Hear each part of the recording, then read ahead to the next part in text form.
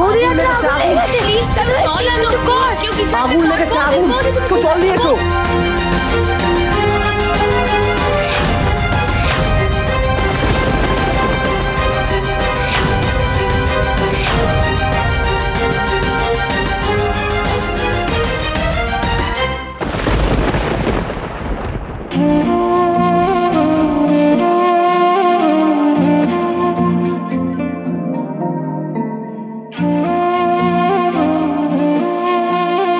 Mister Basu Mallick, আপনি তো হাতে চোট পেয়েছিলেন, আবার এইভাবে আগুনটা নেভানোর কি দরকার ছিল বলুন তো? দেখে পুড়ে যায়নি তো?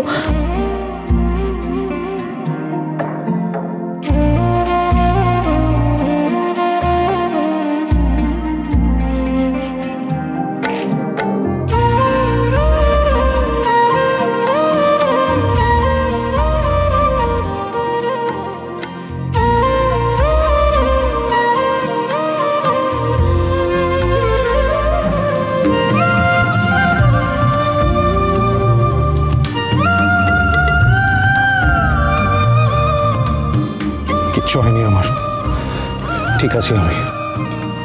কি দরকার ছিল বলুন তো এইভাবে আগুনটা নেভানোর? না হলে যে আপনার ক্ষতি হয়ে যেত।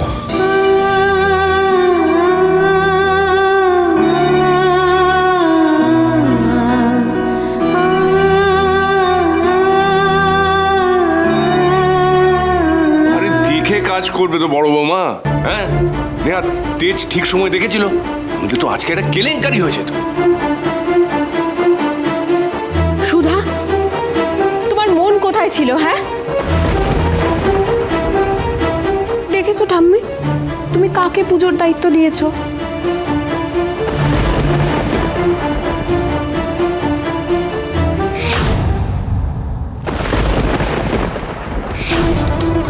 প্রদীপটা নিশ্চয়ই কেউ সরিয়েছে, না হলে মাটিতে তো তেল পড়ার কথা না।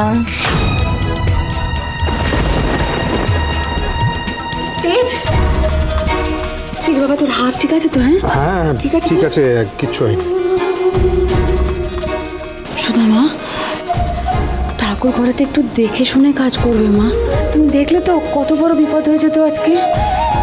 একটু অসাবধান হলে কিন্তু অনেক বড় বিপদ হতে পারে। হ্যাঁ, এরপর থেকে খুব দেখে শুনে কাজ করবে। আপনি ঠিক আছেন তো?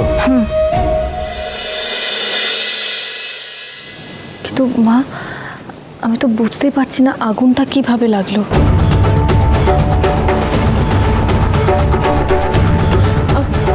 আমার মনে হয় সুধাদি, গজানন তোমার হাতে পুজো নিতে চাননি, উনি অসন্তুষ্ট হয়েছেন। গজানন যে বড় বৌমার পুজোয় তুষ্ট হয়েছেন তার প্রমাণ তো আগেই পেয়েছি। আর এই ঘটনা নেহাত কাকতালীয়। বড় বৌমার ছোট্ট একটা ভুলে একটা বড় বিপদ হতে যাচ্ছে। প্রদীপটা কিন্তু আমি এখানে রাখিনি।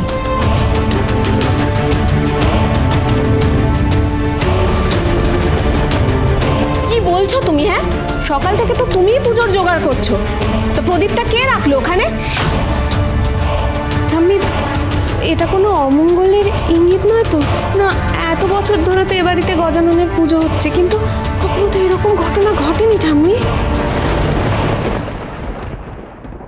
হ্যাঁ, তার কারণ এর আগে কেউ কোনোদিন গজাননের মন্দিরে অসৎ মন নিয়ে ঢোকেনি, কেউ ছল করেনি।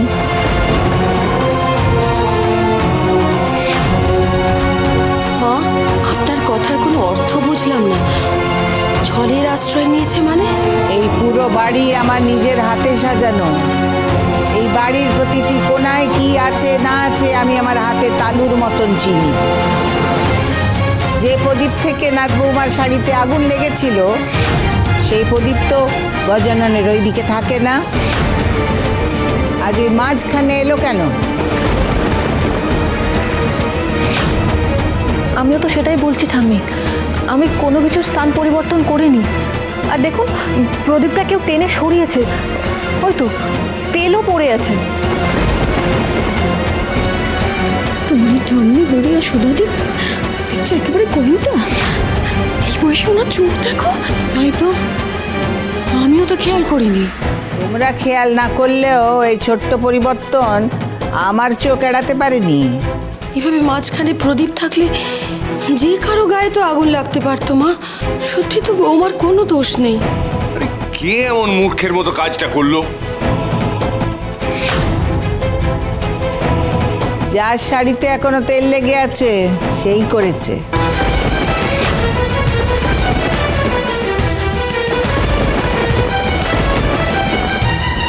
কি ছোটনাথ বৌমা, তাই তো?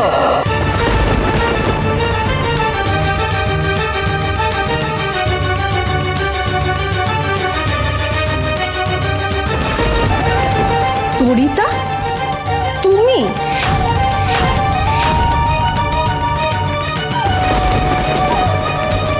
বিপদে ফেলতে চায় অন্যজনকে আর পড়ে নিচে।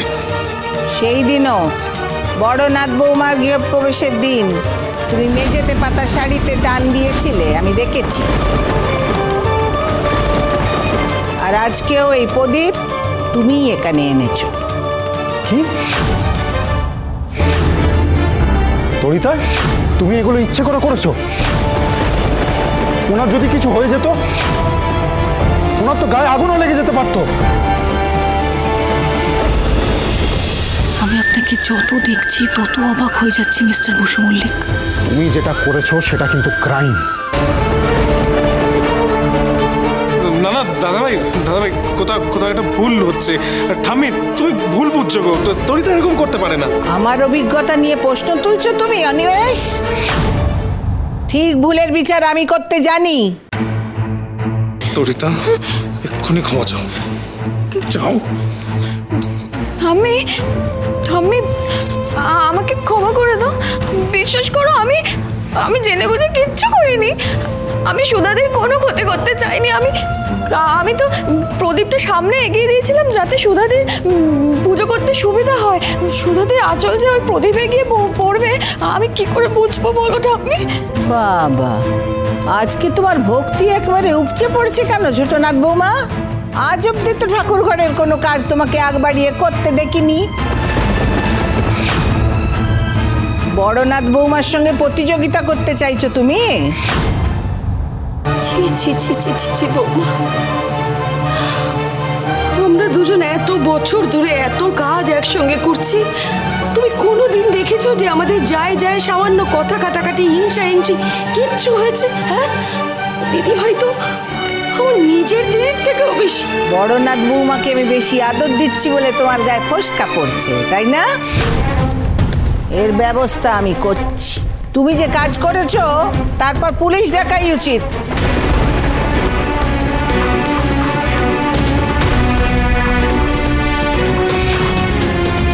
সমুদ্র, হ্যাঁ ঠাম্মি।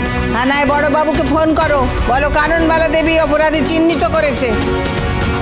এরপর যা শাস্তি দেবার তা আইন দেবে। না না সমুদ্র, পুলিশকে ফোন করো না, ফোন করো না। ঠাম্মি, ঠাম্মি, ঠাম্মি, ঠাম্মি ক্ষমা করে দাও। বিশ্বাস করো ঠাম্মি, আমি সুধাদের কোনো ক্ষতি চাইনি। তুমি আমাকে ক্ষমা করে দাও ঠাম্মি।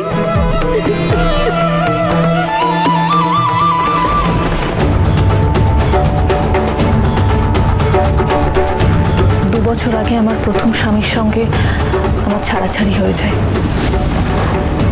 আর 1 বছর হলো আমাদের আইনিভাবে ডিভোর্স হয়। এই কথাটাই আমি কি? তরিতা, তরিতা, সেদিনকে আমি তো অসুস্থ হয়ে অজ্ঞান হয়ে গেছিলাম। না না, তার আগে হ্যাঁ, তার আগে তুমি আমাকে বলেছিলে যে কিছু তুমি আমাকে বলবে বলেছিলে, কিন্তু আমি তো কিছুই শুনিনি গো। তরিতা, তোমার অসুস্থ লাগছে তাই না?